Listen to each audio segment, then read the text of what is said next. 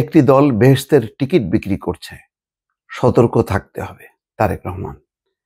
দর্শক, আপনাদেরকে বলেছিলাম যে রাজনীতির একটি নতুন মেরুকরণ হয়েছে। সেই মেরুকরণে একদিকে বিএনপি আর একদিকে জামাত, এই দুই শক্তিকে ঘিরেই কিন্তু এখন রাজনীতিতে মেরুকরণ ঘটছে। আগের যেই প্রচলিত মেরুকরণ ছিল, একদিকে বিএনপি আর একদিকে আওয়ামী লীগ, এখন কিন্তু ভিন্ন রূপ নিয়েছে। বিএনপি তার গণতান্ত্রিক চেহারাটা বিলুপ্ত করবে না, বরং গণতান্ত্রিক চেহারাটাকে তারা সামনে এগিয়ে নেবে এবং পাবলিক পারসেপশনটা হবে এরকম যে বিএনপি একটি গণতান্ত্রিক রাজনৈতিক দল, কিন্তু তার একটি ধর্মীয় মূল্যবোধ আছে। অন্যদিকে জামাত ইসলামী দলগুলোকে নিয়ে এটি একটা ইসলামী দল, ইসলামী শাসন চায়, ইসলামী মূল্যবোধ প্রতিষ্ঠা করতে চায়, এরকম অর্থাৎ একেবারে ধর্মীয় ফ্লেভার দিয়ে তারা আরেকটা ভোট ব্যাংক গড়ে তুলতে চায়। অর্থাৎ বিএনপি এখন আওয়ামী লীগ যেই গণতান্ত্রিক ধারাকে প্রতিনিধিত্ব করত, অর্থাৎ আওয়ামী লীগ যে বাংলাদেশে গণতান্ত্রিক ধারাকে একসময় প্রতিনিধিত্ব করত, সেখানে এখন পুরোটাই বিএনপি এখন একক। বিএনপি নিজেও একটা গণতান্ত্রিক রাজনীতিকে প্রতিনিধিত্ব করত, আওয়ামী লীগও করত। এখন বিএনপি আওয়ামী লীগ সহ তার নিজের দল বিএনপি, এই দুই শক্তির প্রতিনিধিত্ব করছে একটা গণতান্ত্রিক রাজনৈতিক দল হিসেবে। সেই কারণে আগামী রাজনীতিতে এবং আগামী নির্বাচনে কিন্তু মেরুকরণটা পরিষ্কার। আর সেই কারণে বিএনপি কিন্তু এখন কথা বলতে বাকি রাখছে না। আগে তারা কখনো প্রকাশ্যে সমালোচনা করতো না, এখন কিন্তু ছাড় দিচ্ছে না।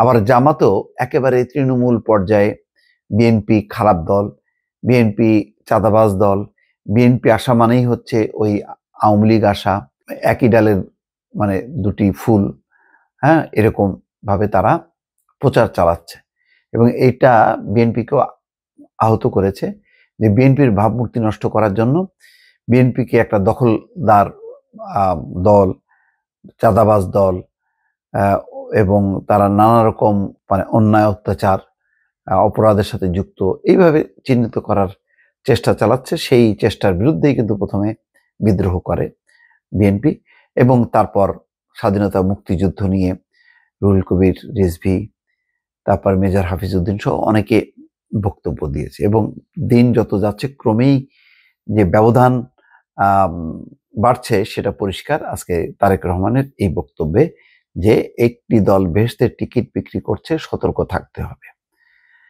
আজকে সমাপনী ভাষণে রাত 11টায় যে দিনে যেই দলের নির্বাহী কমিটির সভা হয়েছে এবং সারা দেশ থেকে 3 থেকে 4 হাজার নেতা এসছে, সেই নির্বাহী কমিটির সবার শেষে তিনি সমাপনী বক্তব্য দেওয়ার সময় এই কথা বলেছেন।